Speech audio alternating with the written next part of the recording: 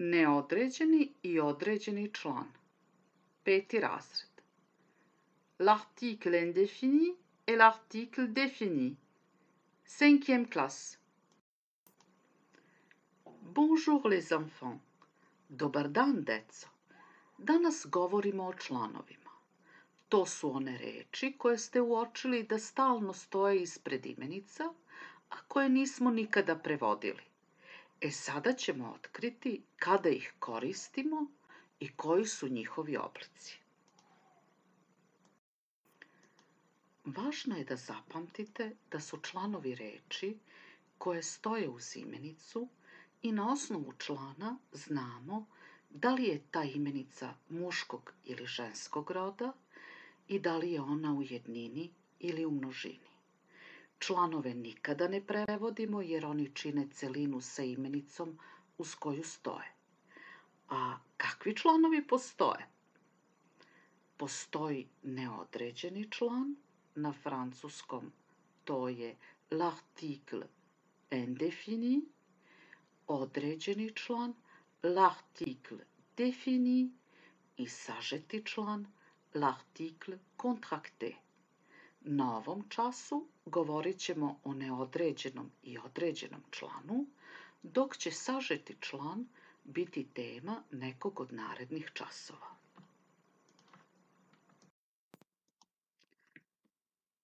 Neodređeni član, l'article indéfini. Ovaj član upotrebit ćemo ispred imenica koje označavaju biće ili stvari o kojima još nije bilo govora, odnosno koje su neodređene. Na primer, c'est un garçon, to je dečak, neki dečak o kome ne znamo još ništa i zbog toga je ovde upotrebljen neodređeni član. Oblici. Jednina, singulier, muški rod, masculin. Un, na primer, un garçon. Ženski rod, féminin. Une, na primer, une fille. Množina, pluriel. Muški rod, masculin, des garçons. Ženski rod, féminin, des filles. Primetili ste da u množini oblici neodređenog člana su isti i za muški i za ženski rod. Određeni član. L'article défini. Koristimo ga kada je imenica bliže određena i kada označava neku kategoriju.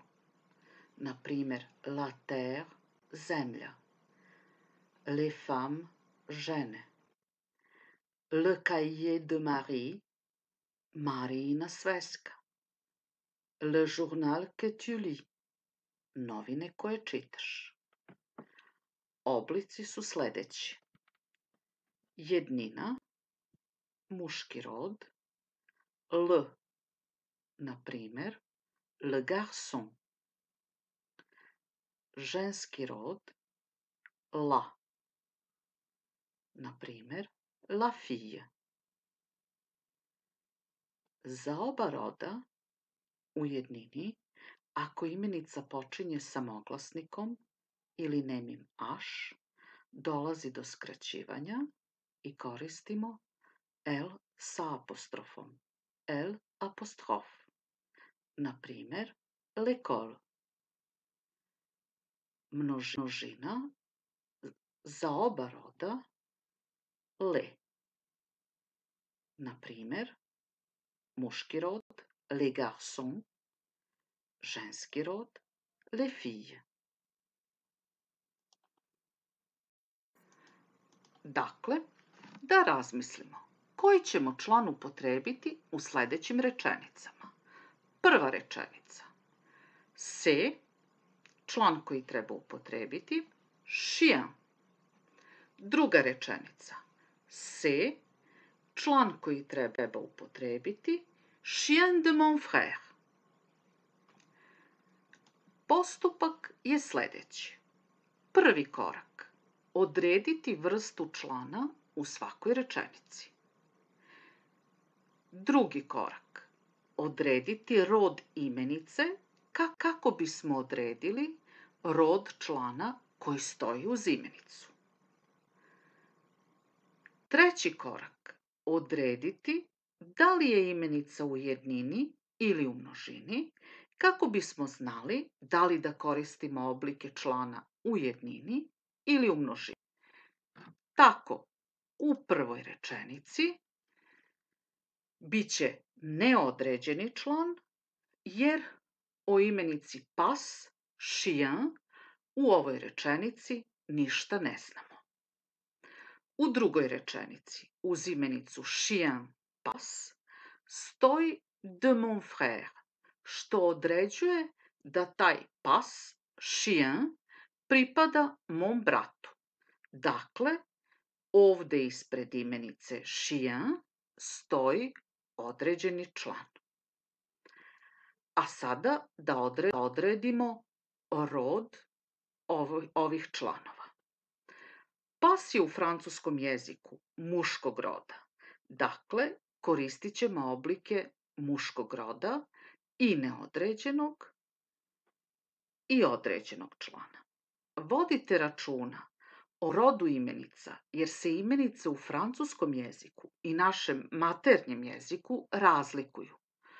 Kod imenice chien, pas, rodovi se u oba jezika poklapaju, ali to nije slučaj sa drugim imenicama. Zato, kada učimo imenice, uvek pamtimo kog su roda. Sljedeći korak je da odredimo broj ovih članova, odnosno da li će ovi članovi biti u jednini ili u množini, a to zavisi od imenice.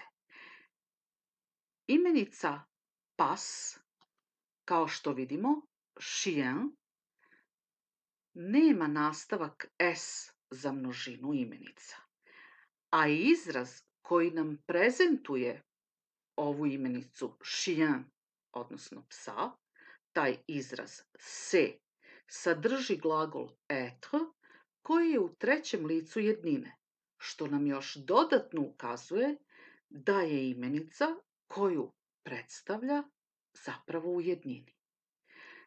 Ako bi imenica bila u množini, stajao bi ce sont, to su.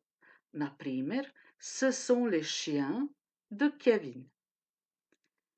I na kraju, evo rešenja.